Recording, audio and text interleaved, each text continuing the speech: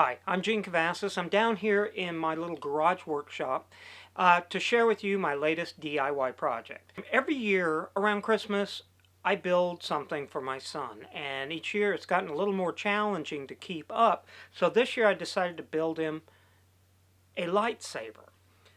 This is how it turned out, and I'm really pretty pleased with how it turned out. It was quite a bit of fun to build. He loved it, and I'll show you how we did it.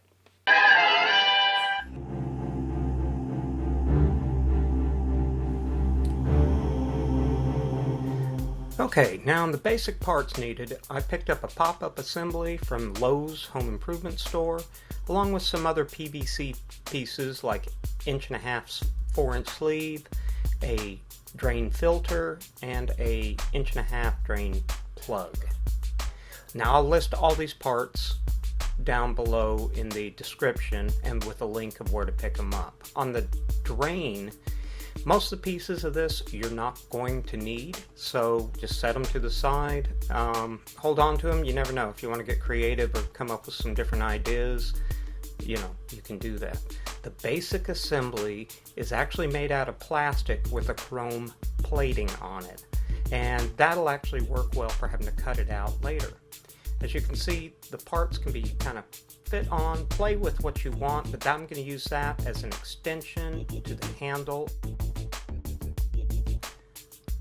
And we'll make it around 11 inches.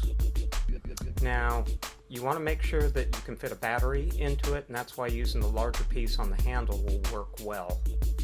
And the drain part to the side, that's going to make a great button, but I think we'll probably need to do some modifications to that as well.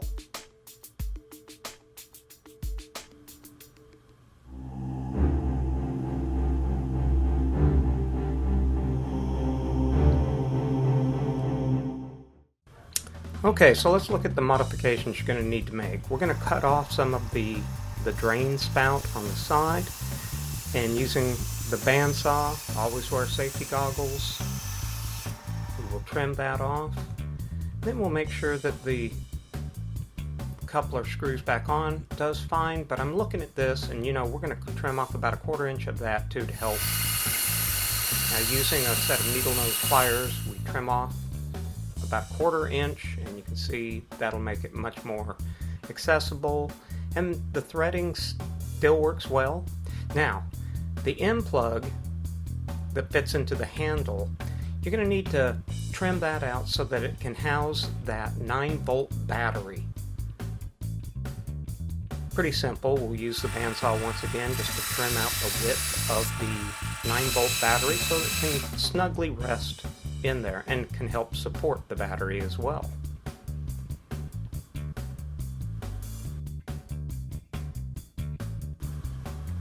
Okay, now for the back of that plug, I want to add that drain filter as an ornament, so I'm going to drill it out and probably use a couple of bits, and because it's PVC you can drill through it fairly quickly, but I don't have a large enough bit to get to the full size, so I will now use a Dremel tool to size it out large enough so that I can fit this filter assembly into it.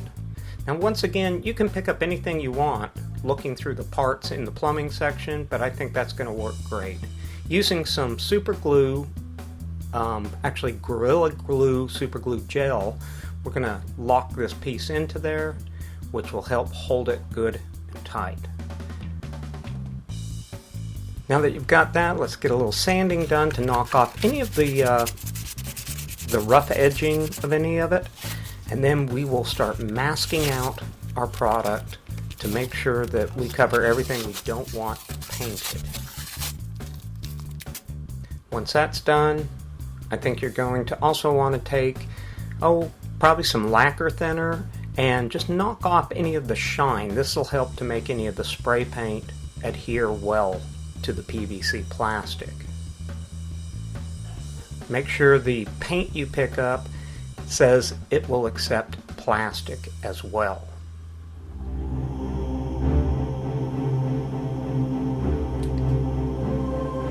Okay, so now while the painted pieces are drying, let's look at the handle.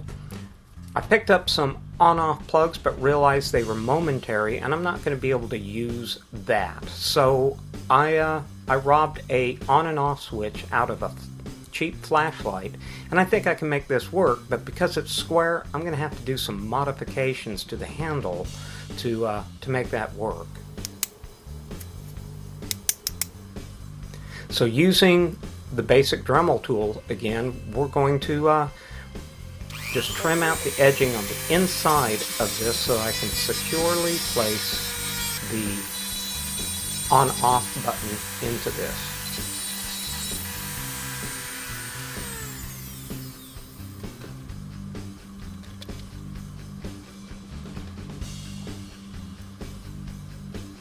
Once I see that it fits, I'll double check and put the button cover over the top of it.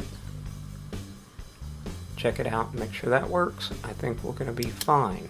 You can also see the copper color we put to the top of that and sprayed some silver on the basic handle. Now that all these pieces have dried, you're going to want to wrap this handle with something, and you've got a lot of choices. So first off, let's set the top ring on this, and with a pencil mark around this. This will help us to size up exactly what we need for material. Now, I have some Naugahyde sitting around that I had used for a previous project, and I think this is going to work just fine. Using your measurements, cut out the material and prepare to wrap it around the handle. Once you get this kind of sized up, I wanted it to have to stretch a little bit. So that's going to work well. I think we'll use some craft bond to spray on the back of the Naugahyde to help make sure that we adhere the Naugahyde down to the handle. Cover your area because the overspray can get around, as well as make sure you use a well ventilated area. I'll put some on the plastic as well to make sure we got good adhesion. You have a little bit of time to set this, but it doesn't take too long and it starts getting tacky very, very quickly. So now placing this on, stretching it into place and holding it into place. Now to assure that that stays into place, I decided to take a needle and thread, black thread, and stitch the Naugahyde directly together to help hold it into place.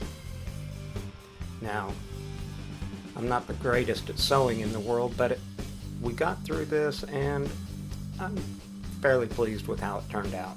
I took it down on a 45-degree angle and then back up on the opposite, creating kind of a cross stitch or an X stitch. And it gave it almost that appearance like sometimes when you see the leather steering wheel. It's far from perfect, but it's going to work fine for this project. So fitting it on, I think that's going to be fine. But you're going to want to add some tape to the handle to help assure the fit of that Naugahyde piece that you put in. You could use electrician's tape. I'm actually going to use gaffer's tape here. That's going to help to give it a little more porous cloth-like surface so that when I wrap it around the handle, the second handle, the 1.5" extension piece, will fit on fine. I'll do the same with the end piece as well, and have to remember to trim it out so that the battery will still be able to fit inside of that.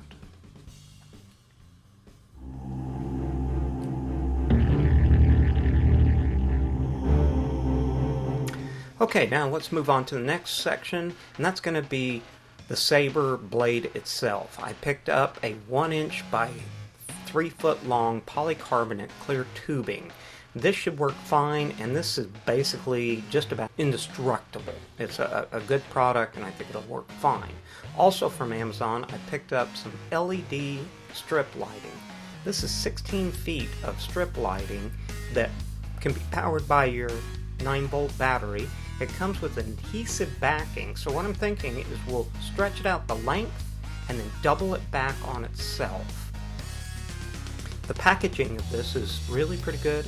I was amazed that for the cost, this was around $10, and you get quite a bit of LED lighting from this. Just to test it out, we can take a look and see how well it lights up with a 9-volt battery. Oh, that's good and bright. That's going to work out just fine. So now let's take our material, measure it out to our length, and then like I was saying, I want to double this back so that you have the LEDs on both sides of the strip. Now this has a adhesive backing on it that's a peel and stick, so once you've stretched your material out and figured out your total length, you can take it and trim it to the length you need. Now if you look at the back of the box, it'll show you where you can cut this material, and there are little cut lines every about 1 inch.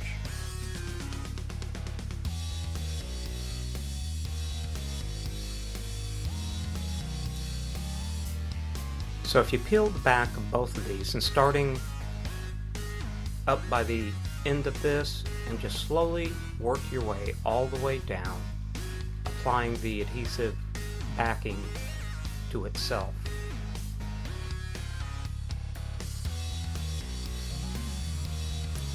I'll go back down all the way back the line and make sure that everything is stuck down well.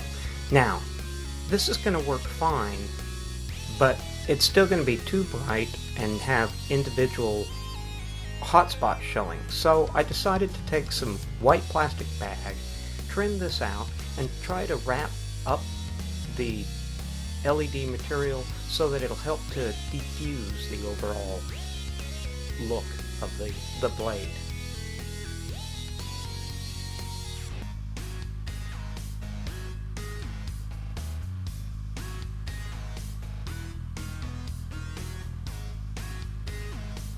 So now that I've cut the plastic, I'm going to carefully roll up the plastic around it, and then just using some basic Scotch tape, I'm just going to secure the plastic around it about every 10 inches all the way down the LED lighting.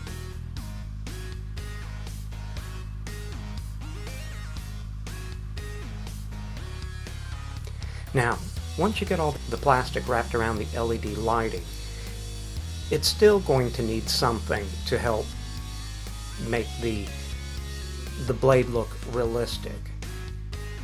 Now, the blade should fit into the handle, and make sure everything's tight and how far it's going to go down into there. I've got the 2 side windows, so I want that to show as well. So I'm going to put a marker with tape just so I know how far down to set the blade. I picked up a piece of plastic water tubing from Lowe's, and it's a pressure pipe. It's actually about a 1/2 inch thin plastic piping. It's fairly easy to cut, and I think it ran around $5 for a length of this. Measured off what I needed, somewhere around about 33 inches, because it doesn't have to go the full length down, just far enough that it shows inside the tubing. It cuts pretty easy. Now, this material still has some writing on it, so I used the lacquer thinner again just to clean off the basic printed material on it, and the lacquer thinner seemed to take it off just fine. Now, I don't think you're going to want to ever use the lacquer thinner on the polycarbonate tubing, because that can screw up the surface of that. So feeding the new LED lights into the white plastic tubing, we should be able to now put the white plastic tubing inside the polycarbonate blade, and that should give us a nice clean look to the lightsaber.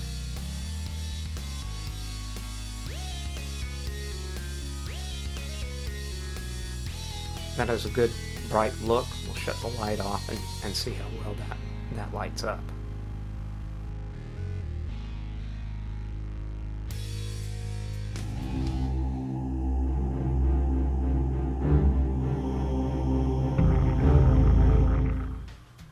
Okay, now let's start assembling your blade into the handle.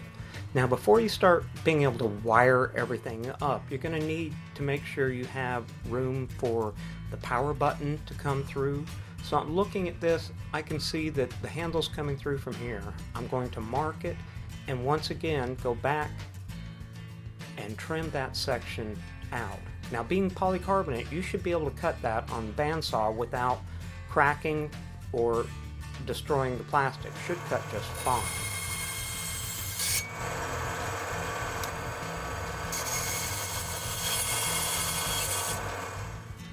Once you've got that, you can fit that back in there. I put a couple of machine nuts to help give it the look we want, plus the help secure the blade into place. I also use some of the gaffer's tape just to wrap around the blade to help secure it into place. Feeding the white tube back in from the back, I brought it all the way up enough that I can now fish the wiring back through the buttonhole. Once I have that out, it's time to fire up the soldering gun. I have some Radio Shack soldering that is a 6040 rosin core solder. I've used this on other projects and it seems to work great. I put a wet washcloth underneath all my wiring so none of the hot spots would get onto the surface and help protect it. It looks like it all works, testing the blade, the battery works, and the power button works just fine. So now that I know that's going to work, I'll put a heat shrink over any of the exposed soldering, feed everything back down the tube so the battery's into the back of it, and now we'll put the power button back on.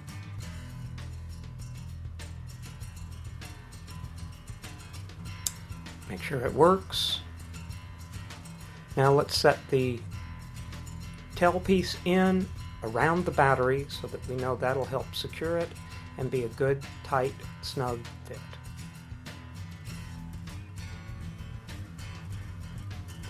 There we have the basic saber. Everything seems to work fine. It feels secure, strong. I think we got a good product. Now here's the lightsaber in action.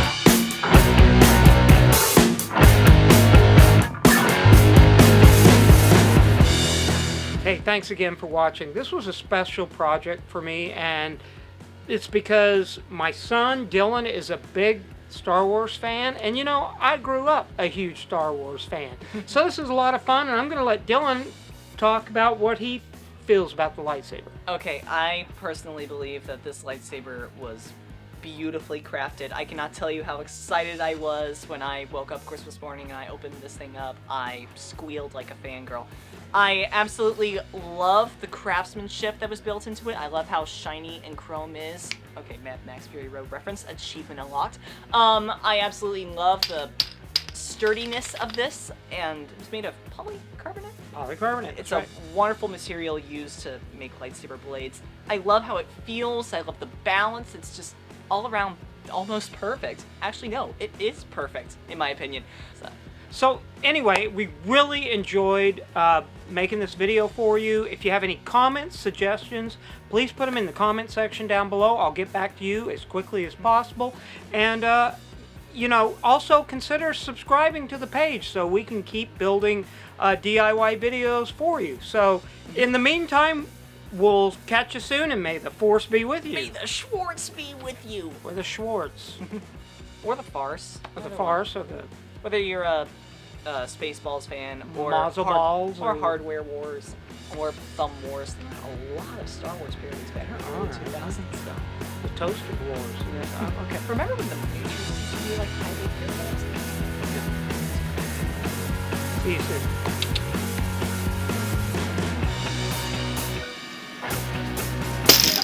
We okay? There with my leg. Okay, let's do it again. Ready? Just do a take where all of a sudden I just shot my leg off, or we just Yeah, really. giant... Your leg flies off. Okay.